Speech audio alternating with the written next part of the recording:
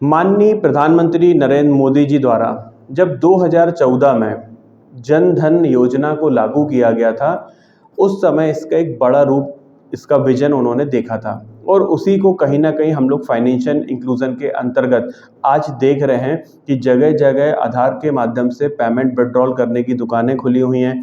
Customer को bank नहीं जाना पड़ता है। उनका किसान सम्मान निधि का पैसा, लाडली लक्ष्मी का पैसा, लाडली बहना का पैसा, या जितने भी प्रकार का पैसा आना होता है वो उनके खातों में डायरेक्ट आ जाता है और वो जब चाहे जहाँ चाहे से उसको विड्रॉल करा सकते हैं। अब इस योजना को 10 साल से ज़्यादा का समय हो चुका है, लेकिन बहुत सारे खाते आज भी ऐसे हैं जो कि नॉन ऑपरेटिव खाते हैं, मतलब जिनका खुलवा तो लिया गया है लेकिन उपयोग नहीं हो पाया है। कारण कई हो सकते हैं। कई बार एक से ज़्यादा बैंकों में भी लोगों के खाते खुल गए तो पता लगा वो एक बैंक का खाता चला रहे हैं, दूसरे बैंक का इनऑपरेटिव है। और भी बहुत तरीके की समस्याएं भी सामने आई थी। जैसे शुरू में जब ये योजना 2014 में लॉन्च हुई थी, उस समय आधार का इतना ज़्यादा प्रयोग नहीं था, तो उस समय जो खाते खुलते थे वो वोटर आईडी से खुला करते थे। पैन कार्ड, आधार कार्ड नहीं होने से सिर्फ जो हमारा वोटर आईडी है या स्कूल की मार्कशीट है, इस प्रकार की आईडी के बेस पर कुछ खाते खुल गए थे।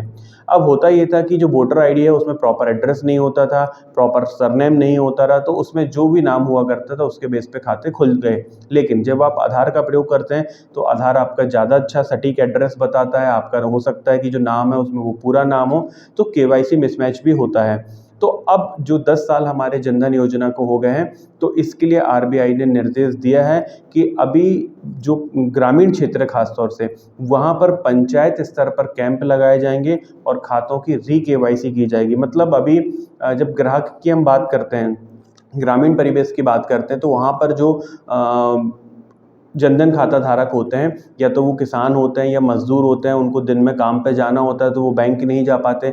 बैंक जाते हैं तो वहाँ पर उनको लिखा पढ़ी करते नहीं बनती, फॉर्म भरते नहीं बनता। तो ये सब समस्याओं को देखते हुए बैंकों ने, आरबीआई ने निर्देश दिया हुआ है कि अब पंचायत स्तर पर इनकी री-केवाईसी होगी। और री-केवाईसी में सिर्फ इतना होगा कि आपके जो डॉक्यूमेंट हैं, आज की डेट में तो देखा जाए पैन कार्ड, आधार कार्ड ही लिया जाएगा, मोबाइल नंबर आपका लिंक किया जाएगा।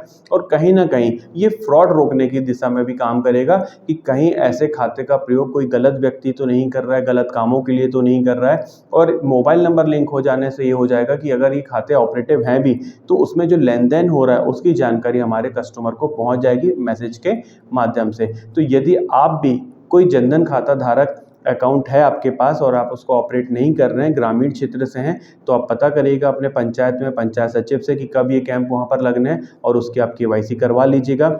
इसका लगभग सितंबर के माह तक का ये टाइम इन्होंने दिया हुआ है। 15 सितंबर के आसपास तक ये कैंप चलेंगे, उस दौरान आप अपनी केवाईसी करवा सकते हैं। और यदि आप चाहें तो डायरेक्ट बैंक में, ब्रांच में भी जाके अपनी केवाईसी करवा सकते हैं।